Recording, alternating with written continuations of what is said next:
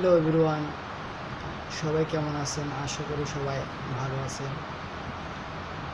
আজকে আপনাদেরকে একটা নতুন চমক দেওয়ার জন্য বের হয়েছি। সেটা হলো তুফান। অসাধারণ একটা ছবির লুক দেখলাম।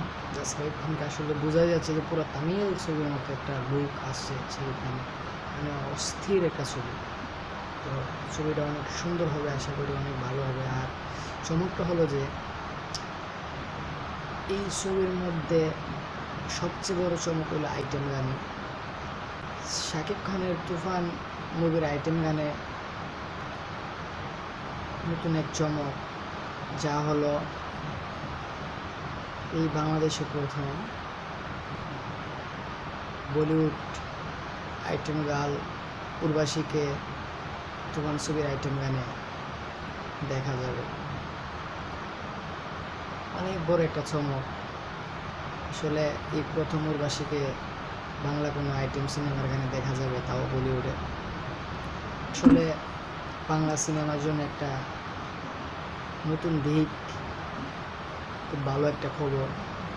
গত কয়েকদিন আগে তুফানি ছবির গানের সেট থেকে একটা ভিডিও ভাইরাল হয় যে তুফানি গানের সেটে বলিউড নায়িকা উর্বশীকে নাচতে দেখা গেছে। তো এই বিষয় নিয়ে কালবেলা যখন তুফানি সিনেমার পরিচালক রায়হান রাফির সাথে কথা বলে, তো রায়হান রাফি এই বিষয়ে কালবেলাকে জানায় যে তুফানি সিনেমার মধ্যে দুইটা আইটেম গান থাকবে। প্রথম পার্টে একটা আইটেম গান থাকবে আর দ্বিতীয় পার্টে একটা আইটেম গান থাকবে।